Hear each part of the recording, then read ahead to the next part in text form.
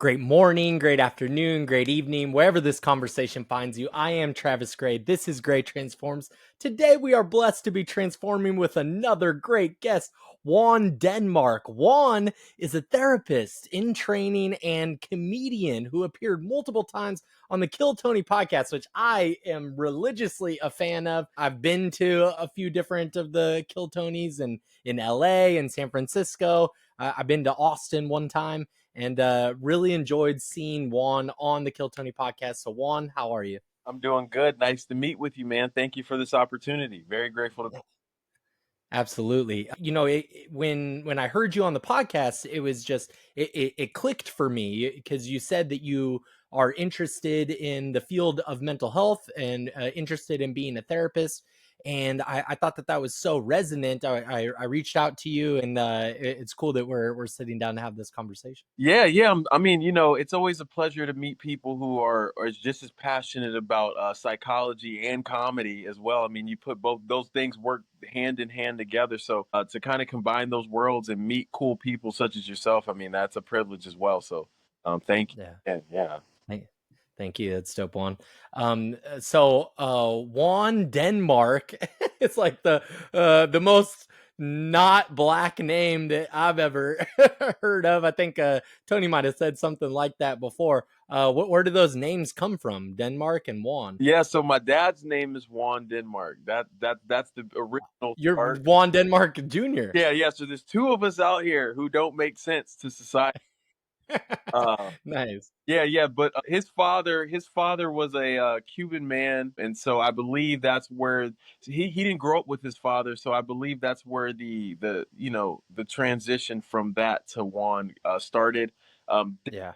Again, very random last name. That's actually so my dad's father who stepped up and took care of him. His last name was Denmark, and by proxy, he's related to a famous slave revolter whose name is Denmark Vesey. So Oh wow. yeah, yes. Wow. So there, So are you like Afro-Cuban? Is that awesome? Very cool.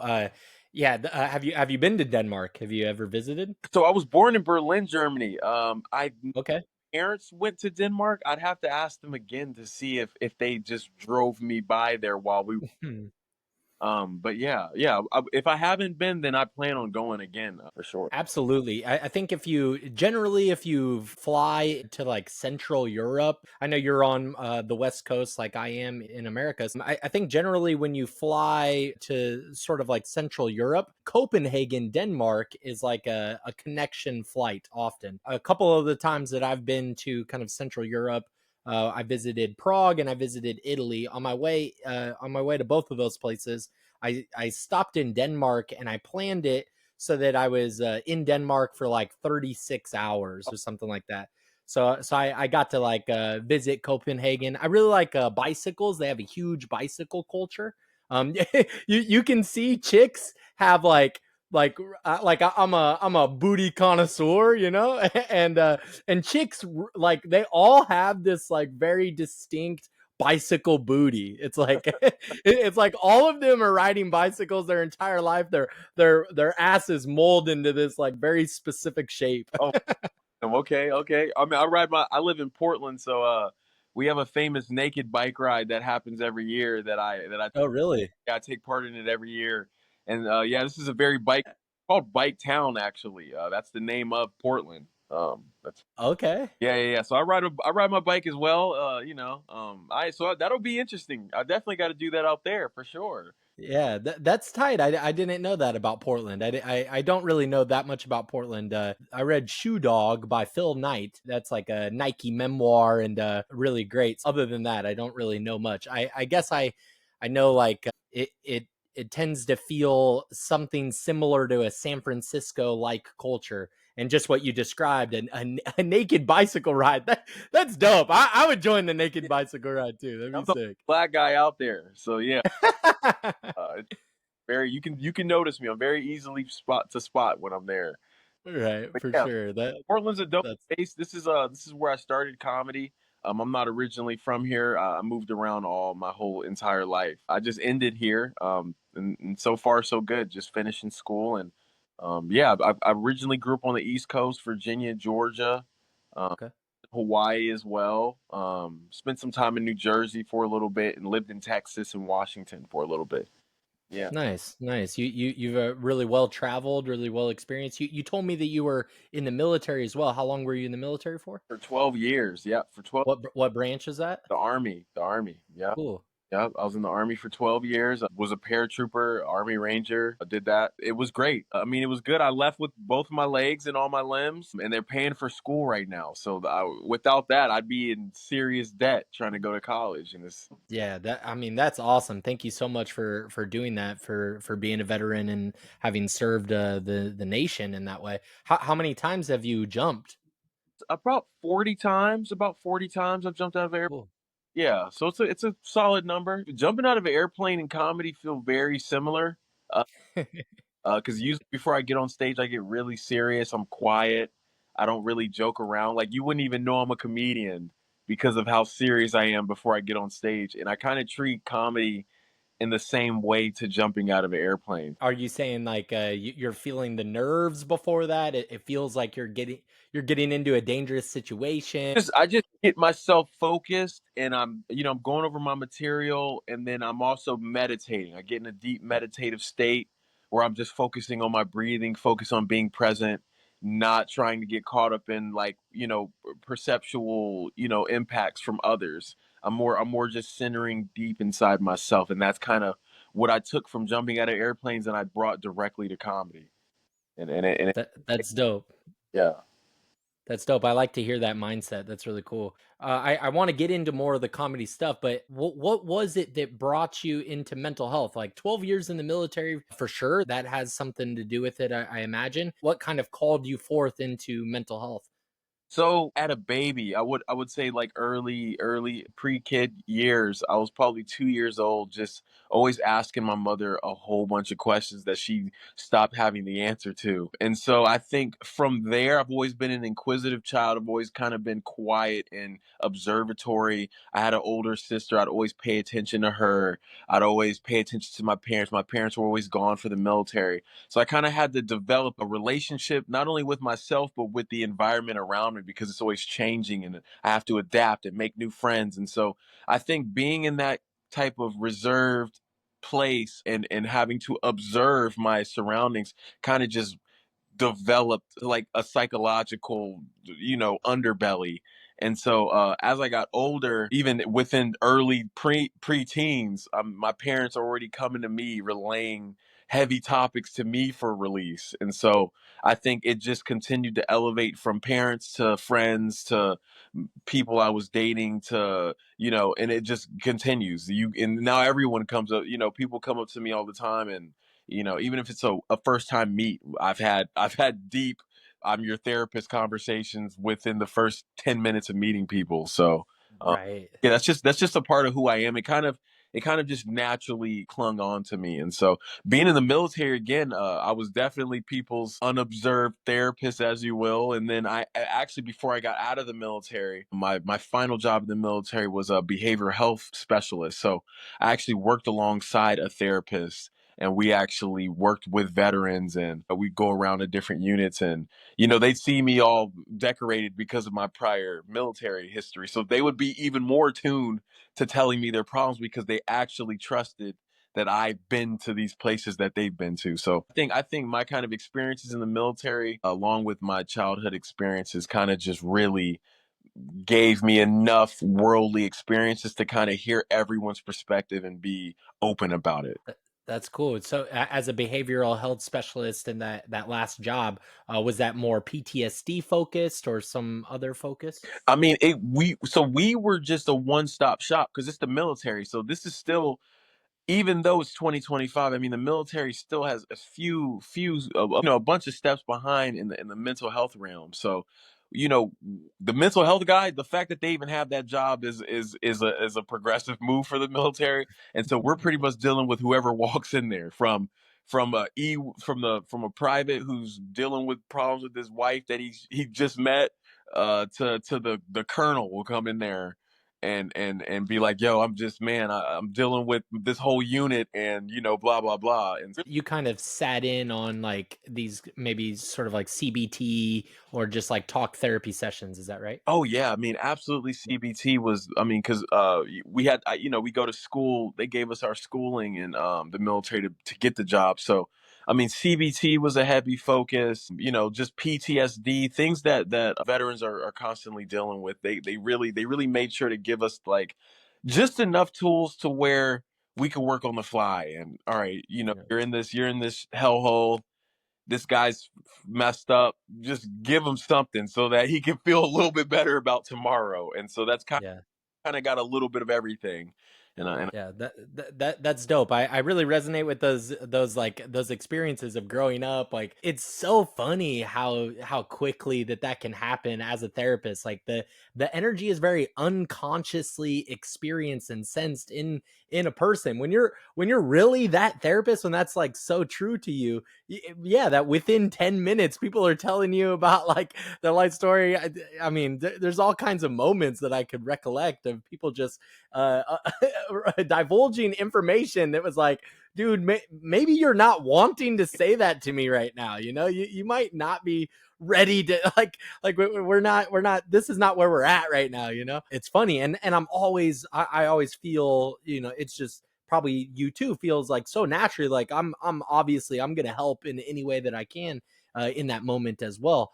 And that's awesome. It speaks to your shining forth in the world, Juan. It speaks to like your genuineness shining forth in the world. People really, they gravitate towards that. They're magnetized towards it. They probably saw some level of that, like, or experienced some level of that on the stage with you when you got on Kill Tony. I think Tony Inchcliffe, I think he is definitely has like a he has a part of his skill set is seeing the people that kind of shine forth in the world in some way. There's so many ways I've spoken about this concept of shining forth, this phenomenon. He probably experienced some of that from you just in that 60-second period plus the post interview. And that's really cool. yeah, yeah. I mean, he's essentially just meeting the most craziest variety of human beings that you can imagine. And so, yeah, I am very appreciative that on that stage I was able to maintain that enough presence to where my actual personality came through, because there's so many instances where people get on these stages and they're so overwhelmed internally that they don't understand the moment that they're in, and they lose track of the person that they actually are. And so I Mhm. I wanted to make sure. And that's why before I get on stage, I'm not really that jokey off stage, because I realize the magnitude of these moments, and I don't want to squander them. I don't want to miss any moment that I can't. Like, I want to make the best out of every moment, and that's just kind of how I live my life. And yeah, and that's why I take every individual set so seriously. Yeah. Yeah. I love that. Like I've religiously watched Kill Tony, that podcast, for it's got to be like more than 5 years, probably well more than 5 years. But just every Monday religiously, I'm watching that podcast, and I have, like I said, I've seen the show in L.A. I signed up a few times, never got pulled. Oh, you're I'm not a comedian, but something you said before was like it was like I am a public speaker, and I am like I think I could be I think I can be funny. I think I have stories to express. I think I have a voice to be heard. I'm willing to like. A part of this is are you familiar with like Gestalt? You I familiar with that term? I'm like Gestalt. Yeah, Yeah, correct. I've read his name 100 times. I just don't. I can't make the correlation right now. Yeah, yeah. Some of Gestalt, different ways to think about it, but like these Gestalt approaches, one of them in therapy, as you keep going in your training and things, you might see these like old videos where they had this young woman who saw like three different therapists, and they were all of a different orientation. I don't know if she see Carl Rogers. I think she might have saw Carl Rogers, and that's a humanistic, client-centered approach, unconditional positive regard. That's Carl Rogers. He's the man. He's awesome.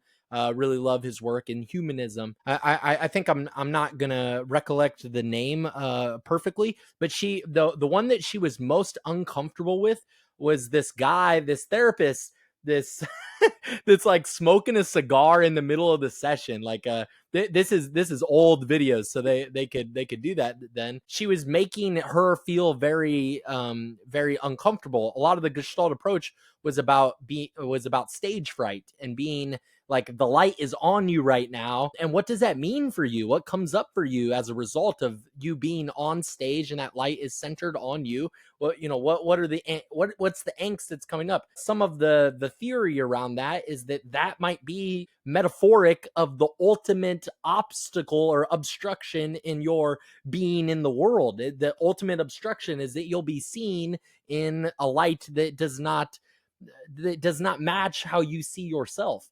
And so I love these opportunities. Like, if I could get them to go on stage, like when getting my PhD, my first time presenting as Dr. Gray was in Oxford. Mm. So it was like the most Harry Potter moment for me. I'm at Oxford University. It was my first time getting to present in a conference as Dr. Gray. And so those are wonderful moments. I've had some bad. Do you have any memories of like bad times on stage, bombing hard? I mean, yeah, absolutely. I mean, at this point, I perform regularly every day, so there's good days and there's bad days. But I would say the first time I ever performed, it was actually in a competition. It was a comedy competition, a packed house, about 300 plus, and I didn't have any material. I kind of took the that approach of just, I'm gonna go on stage. If I'm genuinely funny, if I can elicit any type of reaction that's beneficial to me, I'll continue to be a comedian. And so I went up there, no material, and the first 2 3 minutes I'm bombing. But there's a point, I have it on video and I love seeing it sometimes, but there's a point where you can see the switch in my head go from like, stop trying to make people laugh and focus on being yourself. Like, there's a point where I just did make that decision, and then that's when I get the big pop laugh.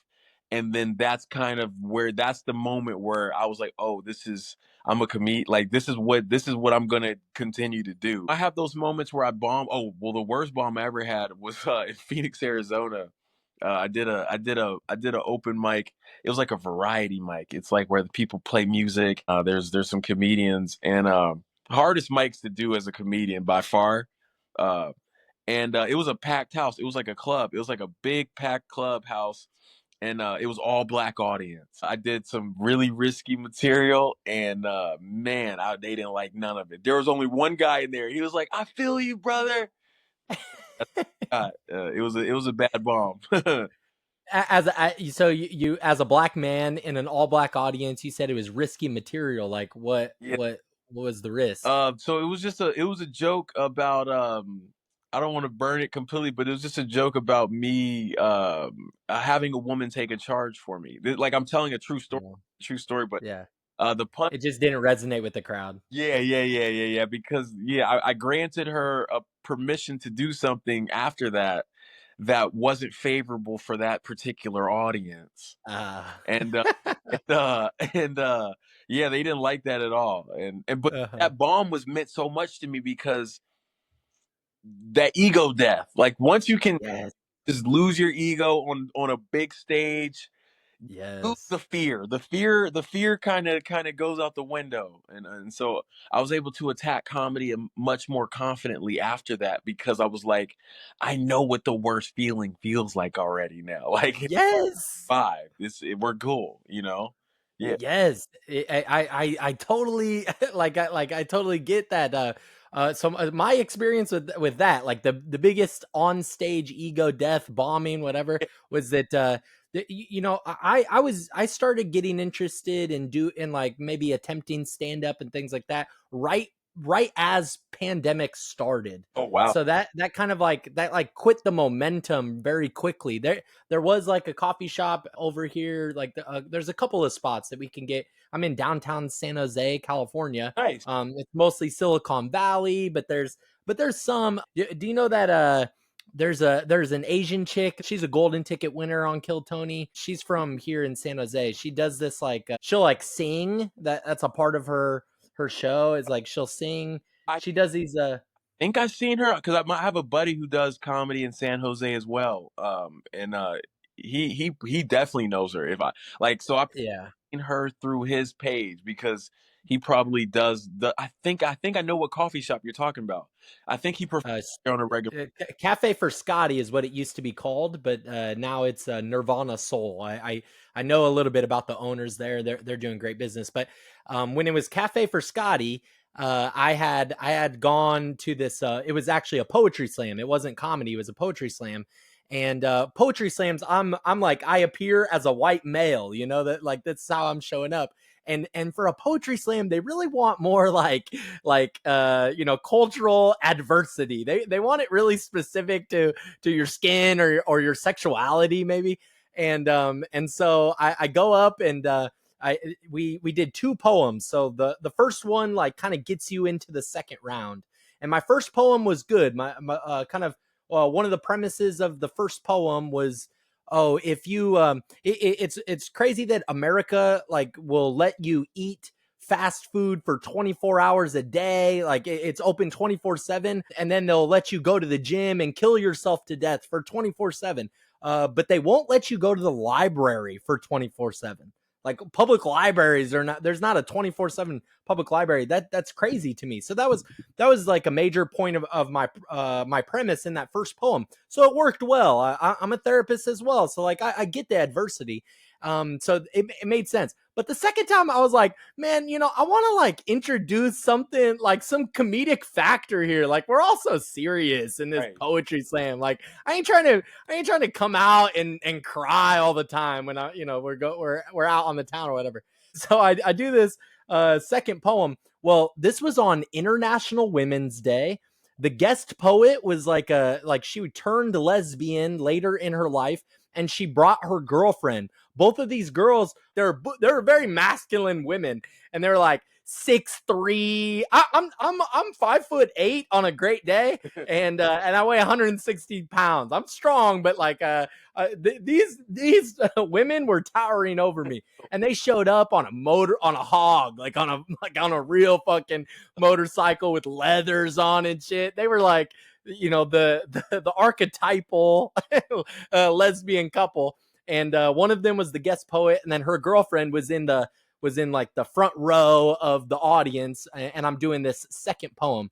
The second poem was trying to be funny, and I said something sexual. Like I don't remember exactly what the lines were, but like some of it was, all of it was like very sexual. It was very like, I'm the man, and she gonna want to fuck me type shit. And the lady in the front audience, she's like, oh, is that your Craigslist ad? I was like, oh, it just floored me. I was like, oh man, and it was just like as bad as I could possibly do. That's what I thought of it. As bad as I could possibly do, and I've told this story to people before. As bad as I could possibly do, and even as I was leaving that place, the person that put on the poetry slam, she went by the name Boss Lady. Her name was Boss Lady. She wasn't the boss of anything. She was like a cell phone store manager or something. She wasn't Boss Lady, but even Boss Lady, who invited me to go to this place, would not acknowledge me on my way out. So so she wouldn't even say goodbye to me. She said bye to all these people. Wouldn't even acknowledge me. I did that bad. But that ego death, I walked home and I'm like, man, I kind of feel good. I could do no worse. And I love that. That's a very Gestalt approach too.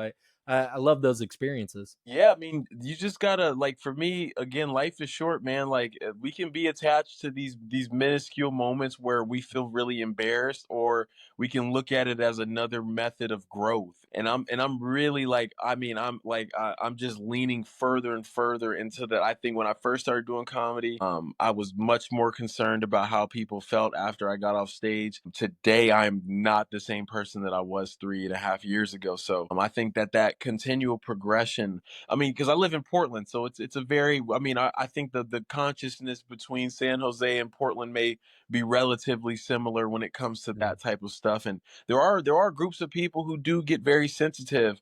There's all groups of comedians who get very sensitive. And so you kind of have to really believe in what you have to say and not let anyone deter you from your true like your true message. Like, because I see so many comedians who live in this area who succumb to what other people want them to say. They're like, I really want to say this, but because so and so books this show, I don't want to upset them. I'm gonna change how I do comedy, and I just can't imagine living like that. And that's part of the reason you saw me on Kill Tony, because I travel. I can't stay in one location and be victim to the collective mentality of anywhere. I'm going everywhere, and there's gonna be people who like me, and I know it. Like, I know it, and so Yeah. that it's the internal belief that drove me outside of those, that singular location. Yeah. Yeah, you don't want to be a victim to the group think of like the same people every week, I love that you have that opportunity that you can travel around, and I can definitely see how people would just resonate and just enjoy your stage presence and stuff. So let's get into the Kill Tonys. You go to Austin, Texas. I've been to the Kill Tony show before. I didn't go when it was at, sorry? At the mothership.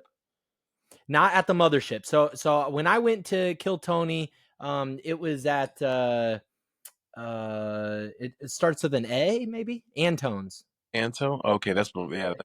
So that was some time ago. Pandemic, I think. Yeah, it was the summer of 2020. So I decided to go to Austin for a week by myself. I've done these like just like that stage fright experience and stuff. Like I've gravitated towards, or rather, I've dropped myself into situations like that to kind of like test my conviction, test my constitution as a man, as a human, and just I'm trying to develop. I'm always trying to grow too. So I'll put myself into these situations. So I decided that I'm going to go to Austin for a week. I just did it by myself. I stayed at a hostel that is right around the corner from 6th Street, and I didn't know practically anything about Austin. Except for my first language is American Sign Language. I know that Austin has like a deaf community, Mm. and so I knew that I wanted to kind of find some stuff around that. But other than that, I didn't really know too much, except for I knew Kill Tony as well. So I knew that I wanted to. I had already booked tickets at that time. COVID was a little bit like it was still on people's minds. So at that time, you had to I don't know if it's still like this, but you had to purchase a table. So you had to buy the whole table. You couldn't buy just one ticket for yourself to sit. You had to buy the whole table. They might still do something similar to that, but I had invited like some people from the hostel for free just to come and join me, and it was a really good time. I have a little joke book. Nice. So he tossed a little joke book. I have one. I should have had it pulled out. I've met Tony on a couple of occasions, like after these Killed Tonys before. So it's a great time. But you were at Kill Tony at the mothership, and you get pulled out. That works really well, and he asks you to come back. That first set was great. I, tell me, Juan, what was your thought process in the second appearance? What was your thought process in these ripped jean shorts and a trench coat? Were you were preparing for a flood? What was going on here? What everyone who knows that I do comedy in the Pacific Northwest, like, I'm known for shorts. The first open mic I ever did, when I was telling you about for the show, I had shorts on. Like, so everyone knows me for the shorts. Like, that's like my signature. Like, yeah, like that's my signature up and down I-5. Yeah. So the fact that I was blessed enough to go on twice, I was like, there's no way I could go on the second time and not be authentic to like my actual signature. You know what I mean? So that was more of a signature move, for sure, for sure. All right. Yeah. That's cool. Definitely want to go up there and get up there at least once, recorded on the Kill Tony podcast with your signature move, your signature fit. But damn, brother. I was like, I was feeling like, it's so fascinating. Some part of the therapist in me, the like the kind of like the observant, the observer in me. I love watching the show because I like to see kind of like here and there they give out like such great stage performance critiques. Mhm. They give these like awesome stuff. They tell people like when you're doing your comedy, when you're doing your 60 seconds, like move the mic stand on the stage, on your presence. And then when you're doing your jokes, you want set up punchline, set up punchline. You only have 60 seconds. Don't ask the crowd how you doing, things like this. You want to just like jump into it. So I've paid attention to a lot of the little critiques and the ways that they're, Tony is like really observant and looking for particular things. He is always, black people and handicapped people. He's like the greatest DEI advocate. Kill Tony is the DEI advocate, but his stand up doesn't sound like that. But he's like he's always giving black people and special needs like they always get like golden tickets. So he pulled you on for a second time. What was all of that experience like for you on Kill Tony? I mean, the first time I came there, probably, I had been touring through America. Like I was down Virginia, down to Miami. I mean, I was in Atlanta, and I did Virginia. Then I flew to Austin. I planned to be in Austin from Friday through that first Monday, then to the next Tuesday. So I was going to be there for about 12 days, 13 days roughly. I got there Friday, got my rental car, I've already been to Austin. I was there this last summer. I signed up. So I signed up for Kill Tony twice, like three times, but for two trips. And so the first time I went there, my buddy got pulled. That we came down there together. He was actually the first bucket pull on the first time, and then this time I ended up being down there alone. He couldn't come with me this time. I got there Friday, got a rental. Literally went to every single open mic in Austin that I could within Right. every day. And so I met a lot of people through that, and then ended up getting on Kill Tony that Monday, did so good. And I think the momentum of me already meeting everyone and everyone already seeing that I'm funny, like from a genuine level, it just kind of added to like the energy of everything. And so that moment kind of sparked everyone trying to figure out who I am in Austin. I continued to do every open mic, was getting booked on shows left and right. So it's between running around Austin doing shows and mics and just performing 5 6 times a day, just meeting everybody, and then just constantly thinking of like, okay, what's he's giving me a second chance, so like I gotta come through. I gotta craft this next minute. So it's like sitting there just going through the mics and just figuring out what I'm gonna say. Like I was like, I gotta say something like I gotta say something that I feel comfortable saying. Like I don't want it to be like, I want it to be something that I feel very, so like having all these thoughts in your head, you're like, holy shit, Tony Hinchcliffe gave me like another opportunity. This is crazy, And so I was just going through those feelings of like, you got to take advantage of the moment. You got to just hit every mic, get your minute where you want it to be. And between that and traveling and through Austin, meeting everybody, I mean, yeah, it was just a crazy. Austin's a freaking that's the craziest experience, man. It's awesome. Yeah, Austin was an incredible experience for me the week that I was there Yeah, too. It yeah. was sweet. Did you have a chance to like hang out with them afterwards or anything like that? Was there any kind of hangout involved in you getting pulled out of the bucket? Yeah. So I got on the secret show, and on the secret show Oh, cool. you kind of get to get more personal with Red Band a lot more. So Okay, and Red Band got pretty cool, from my perspective. We sure. cool. Got to sit with him in the green room and chop it up for a little while, and meet some other like well known comedians in the scene, and kind of just get my footing into the industry of Austin a lot more. Like I think with every trip I make down to Austin, I continue to just keep carving out a bigger like a bigger like mass of real estate comedically. And right Yeah. now, I mean, the amount of resources I have now at my disposal in Austin is leaps and bounds ahead of what it was before I first got there. So That's dope. Do you think that you'll move there? I'm not sure. I'm not sure. Like I love Austin. I think that I think that the culture of Austin is great for comedians to really hone in material, but I do think that I think that Austin's turning into like LA in the sense that a lot of these like other comics are just coming there and just flooding out the show market. And so a lot of good comedians are just stuck being open micers because they haven't crossed over to that parallel, because then every day is a new comedian who went viral on TikTok, and and so they got to get the show before the dude who's been doing this for 5-10 years, Yeah. and just works like that. So I think I like being able to pop in, because pop ins get treated with a little bit more respect, to be honest, versus people who just live there. They're kind of just shunned. And yeah, it's kind of shitty for the people who live in their particular city comedically. Yeah. Yeah, that kind of makes sense. Like from a for like a strategic professional standpoint, it's like,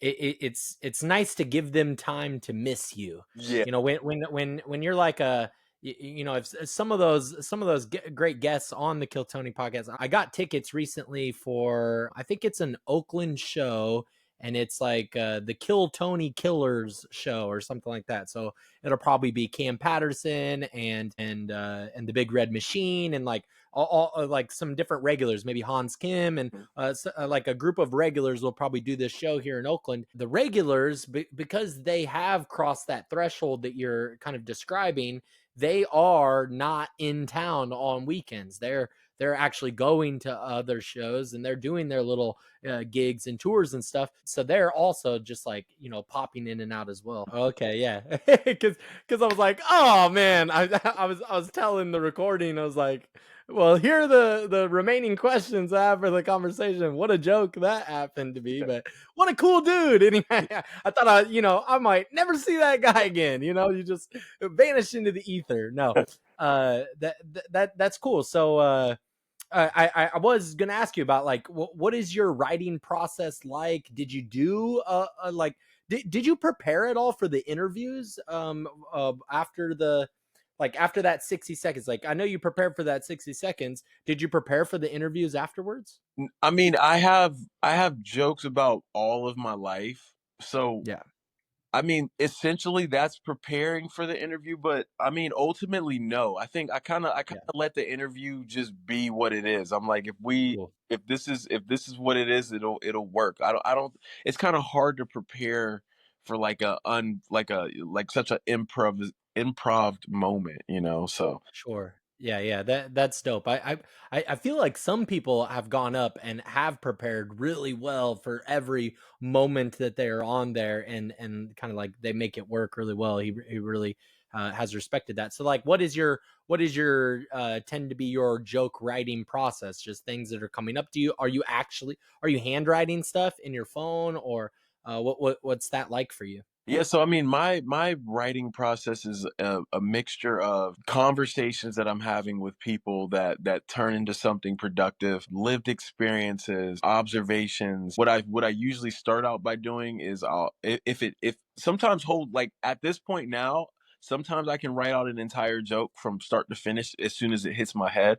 But typically I'll get like a good premise, or I'll get a good punchline, just a premise and a punchline, and I'll take that to the stage and I'll play around within it, and then it'll just start to craft itself into like a weaved joke until maybe the third time, maybe the first time is really funny, but the second time it bombs, and then I'm like, okay, let's mix the first and the second time together, and then you get an okay, and then you just keep punching it up until it becomes a stable joke, and that's kind of how Yeah. material.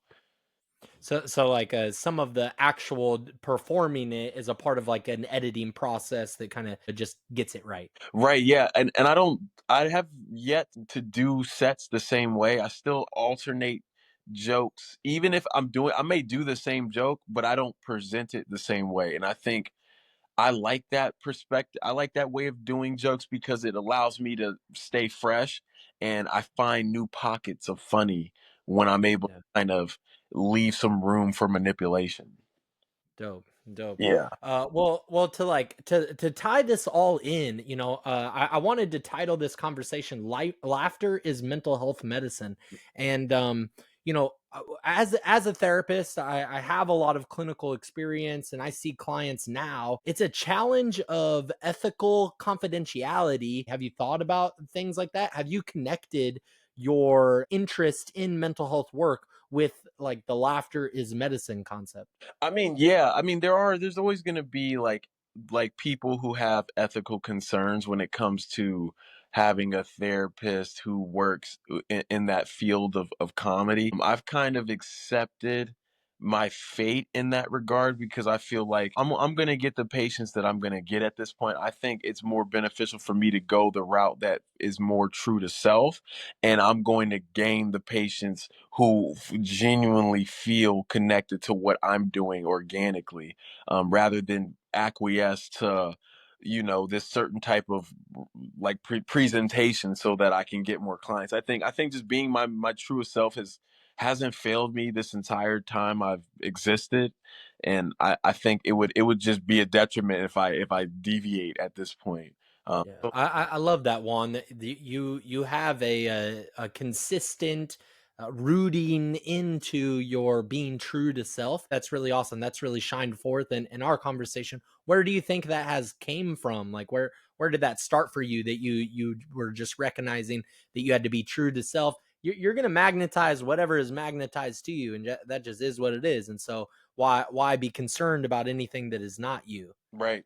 I mean, I think it came I would have to credit my parents first. I mean, my dad was he was a drill sergeant coming up. So he was very stern. He was, what he says goes. He's a very, just that type of alpha brain mentality guy. And then my mom is very rooted in spirituality and very calm mannered nature. So I think just a mix of both of those energies.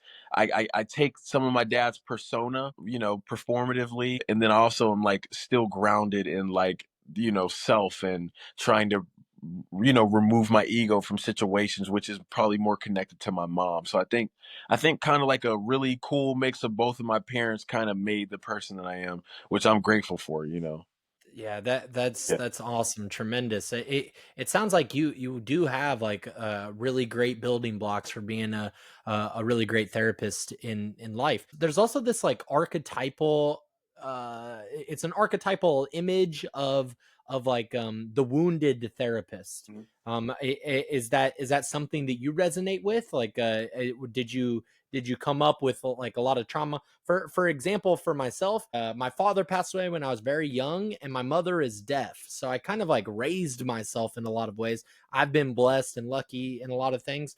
From ages 17 to 21, I was in and out of jail twice a year. So I just kept getting in trouble with the law and stuff. But all of those have like culminated into this like lived experience that is helpful and resonant with the clients that I attract. Is there are those are is there those kinds of markers in your life that had brought you into therapy as well? Oh yeah, I mean, absolutely. I mean, as a kid, just growing up and being pulled from your parents once you've like established a certain bond. Yeah, My dad was gone both of I haven't had as a drill sergeant, right? yeah, I haven't had both of my parents physically in my life at the same time for most of my childhood growing up. So I was either with one parent all the time. There was Yeah. so my mom was gone just as much as my dad was. She actually was one of the first group of people who got pulled to Iraq in Mm, 2003, the first wow. insurgent. I remember that day was very traumatizing because me and my mom really had never been separated before that. And so Yeah. it was just my dad who would leave at that point. And then she left again to go to Korea for another year. So, and then when I was in high school, my dad left for 4 years. He went to Africa for 4 years while I was in high school the whole time. Yeah. So, I mean, I'm used to people leaving, and I think there is a connection between how do I deal with being comfortable in self and allowing people to come and go without being so affected by it. I mean, it's always going to be effective towards me. I'm just learning, those are the things that I went through. I got married at 19 as well and got divorced at 24. Just going through that type of love loss as well, and yeah, just being around family members who've been in and out of jail and having to deal with the repercussions of that, losing childhood friends. Yeah. Uh, You're human just like yeah, we all are. We have these negative experiences and stuff like that for yeah, sure. yeah. It's ironic. I've been on tour 2 times for comedy, and both times I've been on tour, as soon as I got back, within a week, a childhood friend died. Both times. Mm, Like, wow. back from this tour from the Kill Tony stuff, and a childhood friend died. I got, Sorry to hear that. last summer, got back from a tour, a childhood friend died. So, um, I see death a lot, and so it just reminds me that, life is very, very, very short. And I think that's kind of where my wounds that's like, I almost use my wounds to power that mentality. Like, Sure. the more hurt I get, the more I believe in living in the moment. It's like, I feel this pain, and I'm putting that pain into presence. Just Yeah. appreciate the moment. You're clearly seeing it's not forever. Like, Yeah. you keep getting reminders that people die. So you can either be sad about it and not choose to live your life, or you can be sad about it and choose to live your life. Either way, the clock is going to continue to tick. So, Yeah. and so I think through my wounds, I'm able to be the person that is able to get on these stages and these platforms, and put myself out there, because I know that there's nothing promised to me. And so, let's live it. Let's live it up. That's awesome, Juan. You're definitely very wise from all of those experiences. My condolences for your losses. I always say to people, I've had a lot of experience with death and like just kind of wrestling with the concept my entire life. I've told people, and I'm telling you now that like you had those friends, you had them in your life. Their presence has made an impression on your spirit. They have added to something, they've contributed something ethereal, something that is not of this same material plane, but they've added to you. And as a result of that, moving into the next stage of your life without their physical presence, they're still with you, and it is to empower your spirit. It sounds like that is how you're taking those moments, but they are there empowering you. And I love that. My condolences. I'm a doctor of transpersonal psychology. You have this awesome foundation, like the kind of man that you are growing into. And as a comedian, I think that's dope too. You said your mom is spiritual and your dad is like, a drill sergeant. This field is developed by Abraham Maslow. So Maslow's hierarchy of needs. This is kind of the field of actualization and beyond. Looking forward into your academic career, your professional career, what direction you would go in terms of mental health practice and things. As you become a mental health therapist, you sort of have to niche down in terms of like succeeding. You have to niche down. In general, a lot of my guests are professionals in the field of transpersonal psychology, so they tend to be like spiritual academics and spiritual therapists and things like that. So we talk about consciousness and enlightenment and psychedelics and all kinds of different things. And what I'm suggesting is this might be a rather synchronous moment and field of interest for you. Is there a particular kind of like niche that you were aiming to go in when you're thinking of mental health and therapy and things? Yeah, I don't have a particular niche at this moment. While I'm like at this transitionary point between bachelor's and master's degree, I think I will probably hone deeper in. But right now, I'm really still, like, academically on the outside. That's dope. That sounds like so resonant with the whole field that I'm involved in. I look forward to another time to have you guest on the podcast and just seeing your career blossom. I know you're really shining forth in the world. So I really appreciate this conversation. Yeah, dope. So Juan Denmark on all social media platforms and YouTube. Check out the Kill Tony podcast that he was on, that he was a guest on. And man, this was a great conversation. I really appreciated having you. You're thinking, who is this man talking to? I'm talking to you.